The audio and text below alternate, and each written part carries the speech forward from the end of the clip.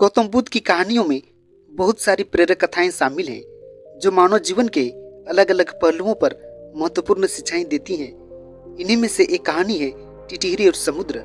इस कहानी के माध्यम से बुद्ध ने अपने शिष्यों को धैर्य, आत्मविश्वास और संकल्प की महत्ता सिखाई है। टिटहिरी पक्षी की कहानी इंसानों को कई महत्वपूर्ण शिक्षाएं देती हैं जो उनके जीवन में उपयोगी साबित हो सकती है। ठीक इसी प्रकार यहाँ कुछ प्रमुख शिक्षाएं इस प्रकार हैं। पहला, धैर्य और संकल्प। टिटहिरी की कहानी यह सिखलाती है कि किसी भी लक्ष्य को प्राप्त करने के लिए धैर्य और दृढ़ संकल्प जरूरी है। अगर हम किसी काम को पूरा मन लगाते हैं और धैर्यपूर्वक प्रयास करते रहते हैं तो कठिन से कठिन काम भी संभव हो जाता है। दूसरा, आत्मविश्वास। टिटहिरी का समुद्र से लड़ने का साहस यह दर्शाता है कि हमें अपने आप पर विश्वास होना चाहिए। आत्मविश्वास हमें कठिन परिस्थितियों का सामना करने और उन्हें पार करने में मदद करता है। तीसरा, निरंतर प्रयास। टिटहिरी की लगातार प्रयास करने की प्रवृत्ति यह सिखाती है कि हमें कभी भी हार नहीं माननी चाहिए। लगातार प्रयास और मेहनत से ही सफलता मिलती है। चौथा, समस्याओं का सामना। टिटहिरी की कहानी हमें यह सिखलाती है कि समस्याओं का सामना करना चाहिए, उनसे भागना नहीं चाहिए। कठिनाइयां जीवन का हिस्सा है और उनसे लड़कर ही हम मजबूत बनते हैं। पांचवा, सहयोग और सहायता। टिटहिरी के संकल्प ने देवताओं की सहानुभूति और सहायता प्राप्त की।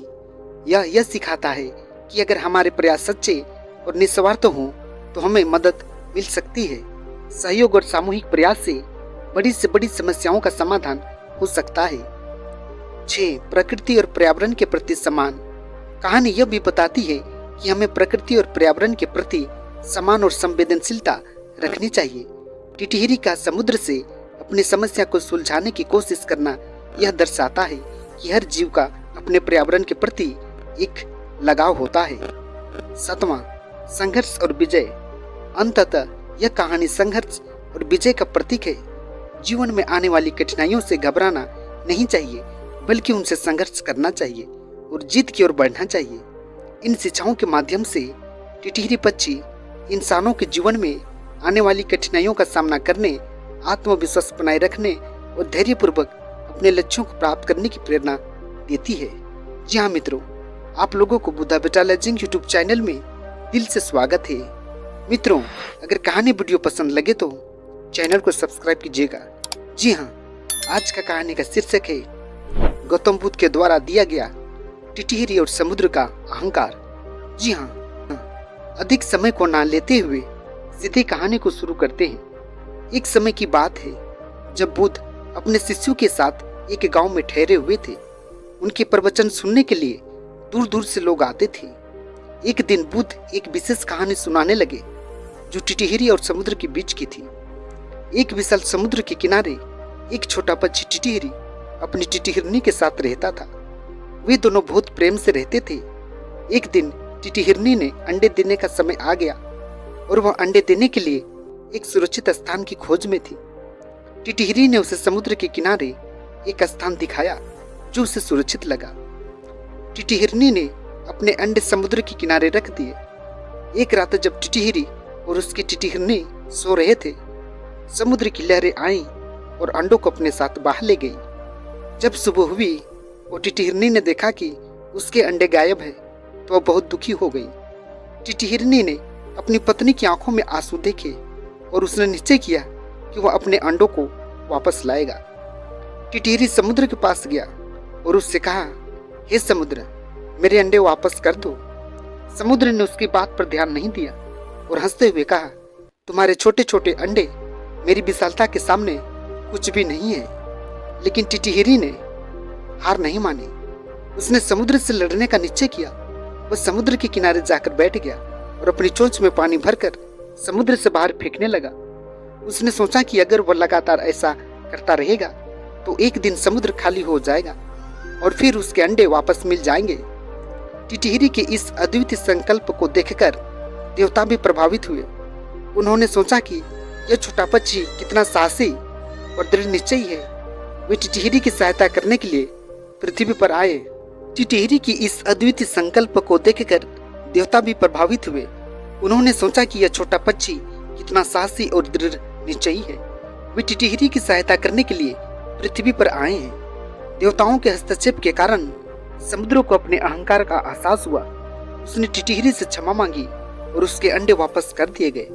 टिटिहरी और उसकी पत्नी ने खुशी खुशी अपने अंडे वापस ले लिए और उनका पालन पोषण करने लगे। जी हाँ मित्रों, इस कहानी से हम लोगों को एक ऐसी शिक्षा मिलती है कि किसी भी परिस्थिति में धैर्य और संकल्प नहीं खोना चाहिए। टिटिहरी जैसा छोटा पक्षी अपने दृढ़ संकल्प से विशाल समुद्र को झुका सकता है। जी हाँ, दूसरी सीख ये सिखलाती है कि कोई भी कार्य असंभव नहीं है। अगर हम उससे पूरी निष्ठा और समर्पण से लगे रहें तो यह जीवन में आने वाली कठिनाइयों का सामना करने और उनसे निपटने के लिए एक प्रेरणा स्रोत है। जी हाँ, तीसरी सीख ये बतलाती है कि हर छोटी सी कोशिश महत्वपूर्ण होती है और किसी भी लक्ष्य को प्राप्त करने के लिए लगातार प्रयास करना आवश्यक है। जी हाँ, गौतम बुद्ध ने अपने शिष्यों को टिटिहरी पक्षी की कहानी इसलिए सुनाई ताकि वे धैर्य, आत्मविश्वास और दृढ़ संकल्प के महत्व को समझ सके। यह कहानी कुछ प्रमुख शिक्षाएं प्रदान करती है जो बुद्ध अपने शिष्यों को सिखाना चाहते थे, जो इस प्रकार है।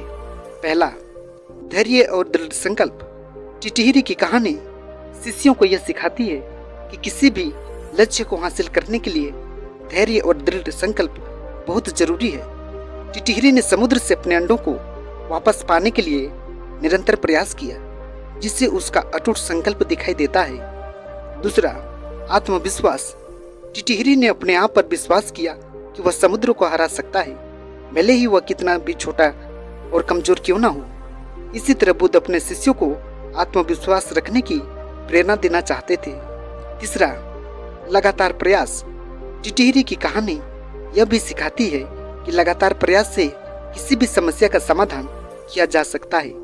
भले ही टिटिहरी का प्रयास समुद्र को खाली करने का असंभव कार्य था, लेकिन उसके निरंतर प्रयास ने देवताओं को ध्यान आकर्षित किया। चौथा, परिस्थितियों का सामना करना।